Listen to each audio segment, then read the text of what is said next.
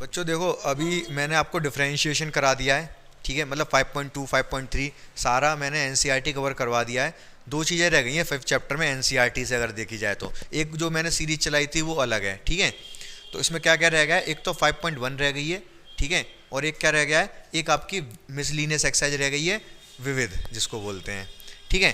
तो सबसे पहले अभी में हम करेंगे 5.1 जिसमें क्या चेक करना है आपको, कॉन्टिन्यूटी, सातत्यता जो भी है चेक करनी है, कॉन्टिन्यूटी चेक करनी है।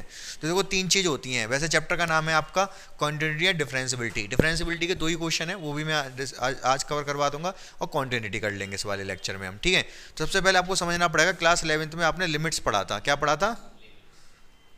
तो लिमिट्स क्या होता है कि कभी कोई किसी फंक्शन की लिमिट एग्जिस्ट कर भी सकती है, नहीं भी कर सकती, अस्तित्व में लिमिट अस्तित्व में हो भी सकती है और नहीं भी हो सकती, ठीक है। तो अगर लिमिट एग्जिस्ट कर रही है, अगर लिमिट एग्जिस्ट कर रही है तो फंक्शन कॉन्टिन्यूअस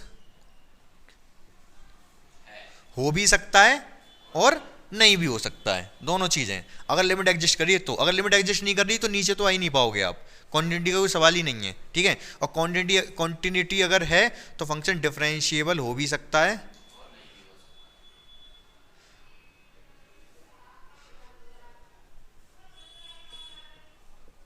डिफरेंशिएबल हो भी सकता है और नहीं भी हो सकता है, दोनों चीज़ें हैं। मतलब यहाँ से दो रास्ते हैं, लिमिट अगर एग्जिस्ट कर रही है तो दो रास्ते हैं, या तो कॉन्टिन्यूस होगा या नहीं होगा।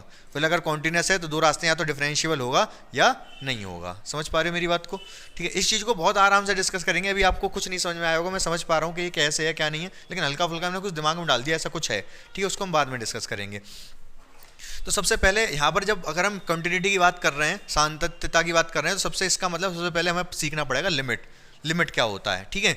लिमिट के बारे में समझना पड़ेगा, लिमिट अस्तित्व में एग्जिस्ट कब करती है, उसका क्या मतलब है, और बाकी फिर हम देखेंगे कॉन्टिन्यूटी, ठीक है।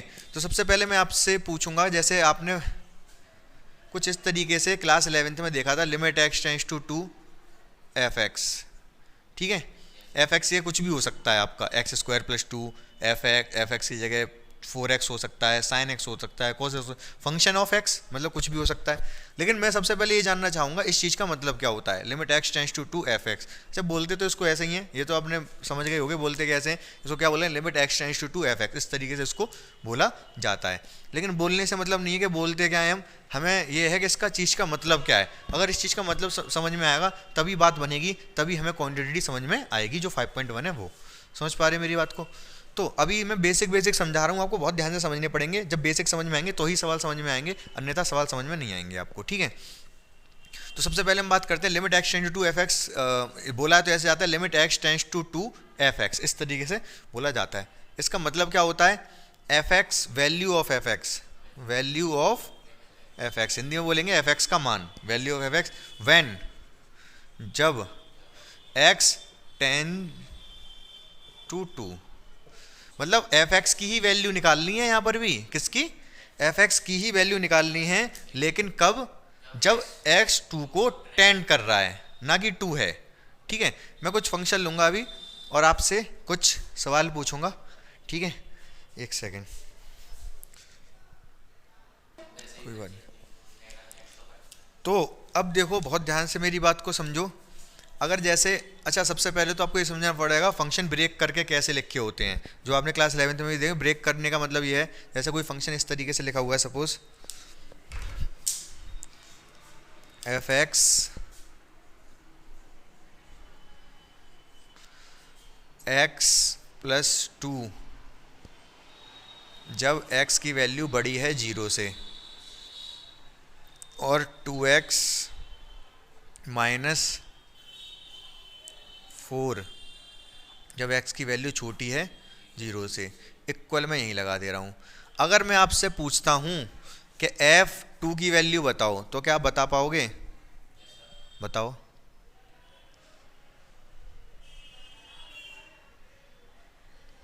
बोलो। जब मैंने x ये 2 रख दिया, तो आप कौन सा फंक्शन लगाओगे, ये वाला कि ये वाला, ऊपर वाला? उसने कहा है कि जब x की वैल्यू 0 से बड़ी है तब ये वाला फंक्शन लगाना है आपको, ठीक है। तो अब ये वाला फंक्शन लगा के x ये पे 2 रख दोगे, 2 + 2 आंसर आपका 4 आ जाएगा। समझ पा रहे हो मेरी बात को? ठीक है। अगर मैं आपसे पूछूं f -1, तो आपका जवाब क्या होगा? अब x की वैल्यू जब 0 से छोटी है तब आपको ये वाला फंक्शन लगाना है, तो x की जगह -1 लगा दोगे, इसमें -4 -6 आ जाएगा। ये समझ पा रहे मेरी बात को? ठीक है, तो अगर वैल्यू पे पूछा जाए तब तो आप इस तरीके से लगा दे रहे हो, ठीक है यहाँ पर। लेकिन अगर मैं आपसे ये पूछ लूँ, क्या पूछ लूँ कि इसमें दो चीज़ पूछूंगा मैं आपसे। देखो लिमिट अगर आपसे पूछा है, limit x tends to 2f(x), f(x) हमारा यही है। अगर मैं आपसे ये वाली चीज़ पूछ रहा हूँ तो पहले आपको 2 नहीं 0 कर दे रहा हूँ, तो आपको पहले चेक करना पड़ेगा। यहाँ पर दो चीज़ें होती हैं, लेफ्ट हैंड लिमिट और राइट हैंड लिमिट। क्या होती हैं? दो चीज़ें होती हैं, लेफ्ट हैंड लिमिट और राइट हैंड लिमिट। तो अगर मैं 0 पे पूछ रहा हूँ तो आपको चेक करना पड़ेगा 0 पे एग्जिस्ट भी कर रही है कि नहीं। अगर 0 पे एग्जिस्ट करेगी लिमिट तभी लिमिट की वैल्यू निकलेगी, अन्यथा लिमिट की वैल्यू नहीं निकलेगी। अब left hand limit right hand limit क्या होता है, बहुत ध्यान से समझना मेरी बात को। मैं आपसे पूछ रहा हूँ left hand limit at x = 0, इसको कैसे लिखेंगे? Limit x tends to 0 negative f(x). अच्छा, अब मैं आपसे f0 पूछूं तो आपका जवाब क्या होगा?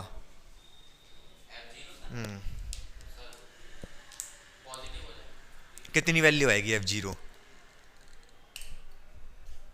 f0 क्या वैल्यू होगी?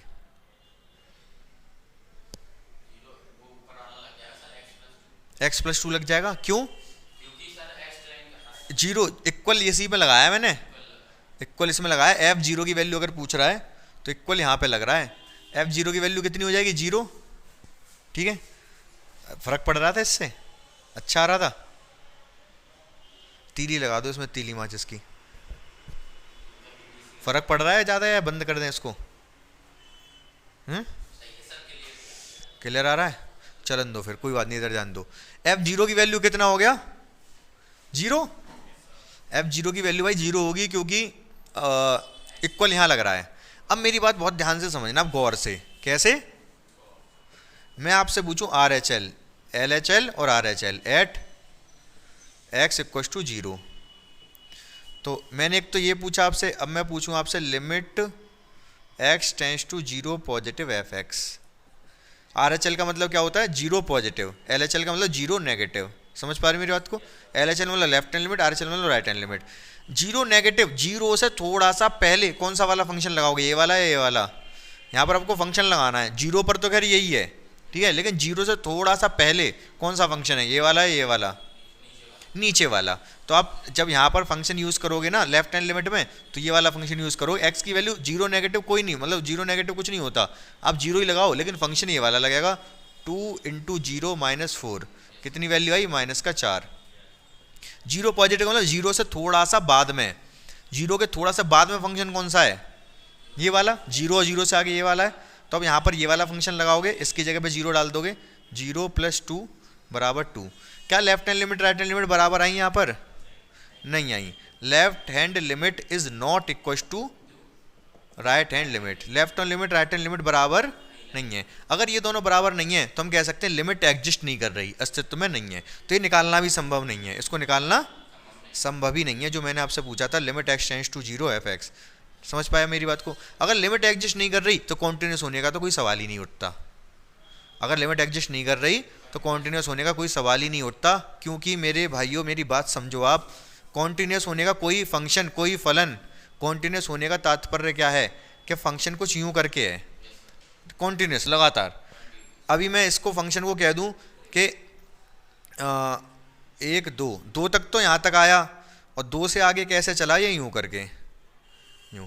तो 2 पे क्या हुआ? 1 2, 2 पे फंक्शन टूट गया, टूट गया, तो ये कॉन्टिन्यूस 2 पे कॉन्टिन्यूस नहीं है, ये सातत्य नहीं है, अगर ग्राफिकली समझे इस बात को तो। ठीक है, क्यों? क्योंकि यहाँ पर इसकी लिमिट बराबर नहीं है। अगर लेफ्ट हैंड लिमिट देखोगे, x 2 से थोड़ा सा पहले फंक्शन की वैल्यू ये मिलेगी, और 2 से थोड़ा सा बाद में फंक्शन की वैल्यू ये मिलेगी। समझ रहे हो? इसकी left hand limit right hand limit बराबर नहीं है। थोड़ा हल्का फुल्का समझ पा रहे हो? ये वैसे 9th का समझा रहा हूँ, ज़्यादा टाइम नहीं दे पाएंगे क्योंकि एग्जाम आ रहे हैं आपके, आपको चाहिए कि सवाल हो जाए पेपर में कैसे भी करके। थोड़ा बहुत मैंने आपको समझाने की कोशिश की कि क्या होता है left hand limit right hand limit क्या होती है। अब हम क्या करेंगे, left hand limit right hand limit निकालेंगे बस सवालों में, और देखेंगे कि कॉन्टिन्यूस कब होता है फंक्शन, कैसे नहीं होता है। मैं सीधे सीधे अगर आपको बताऊँ सीधे लफ्जों में, तो जब left hand limit right hand limit और value of the function. Value of the function जब तीनों चीज़ें, अगर ये पहली दोनों चीज़ें बराबर हैं, पहली दोनों चीज़ें अगर बराबर हैं तो हम कहते हैं लिमिट एग्जिस्ट कर रही है, लिमिट अस्तित्व में है। और जब ये दोनों जो लिमिट की वैल्यू है वो फंक्शन की वैल्यू के भी बराबर हो जाए तो हम कह देते हैं कि फंक्शन कॉन्टिन्यूअस है। समझ पाए? हाँ, कॉन्टिन्यूअस में सातत्य है। समझ पाए? कॉन्टिन्यूअस मतलब ऐसे इस तरीके से सीधे चला चला जा रहा है, कहीं टूट नहीं रहा। समझ पाए मेरी बात को? हल्का फुल्का। ठीक है, ठीक है।